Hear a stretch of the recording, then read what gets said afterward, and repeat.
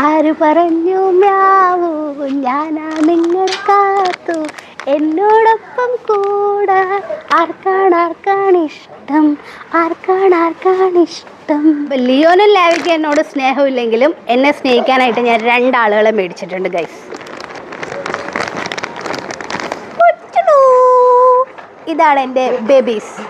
മൈക്കാത്തു ഞാൻ തരില്ല. കണ്ട നീ ഇതെന്താ ഐറ്റം എന്നറിയാവോ? ഇതാണ് മക്കളെ നല്ല ഫാഷനായിട്ടുള്ള ഹെയർ സ്ക്രഞ്ചീസ്. അപ്പോൾ ഇതൊക്കെ വെച്ച് നമ്മൾ പോണിറ്റെയിൽ കെട്ടിയാലുണ്ടല്ലോ, അടിപൊളിയായിരിക്കും. പിന്നെ ഈ സ്ക്രഞ്ചീസിനൊരു പ്രത്യേകതയും കൂടിയുണ്ട്. ഇത് നല്ല ക്യൂട്ടും ഫാഷനും ആയത് കാരണം ഇപ്പോഴത്തെ ട്രെൻഡാണല്ലോ സ്ക്രഞ്ചീസ് കയ്യിലിട്ടുകൊണ്ട് നടക്കുന്നത്. അപ്പോൾ അങ്ങനെയും നമുക്ക് ഇതിനെ സ്റ്റൈൽ ചെയ്യാം. ഇങ്ങനെ.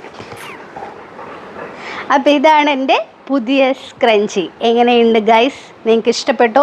കിഡു പ്രൊഡക്റ്റാണ് കേട്ടോ. പിന്നെ ഇതിൻ്റെ മെറ്റീരിയൽ ഭയങ്കര സോഫ്റ്റ് ആയിട്ടുള്ള മെറ്റീരിയലാണ്, നല്ല ക്വാളിറ്റി ആയിട്ടുള്ള എലാസ്റ്റിക് ആണ്.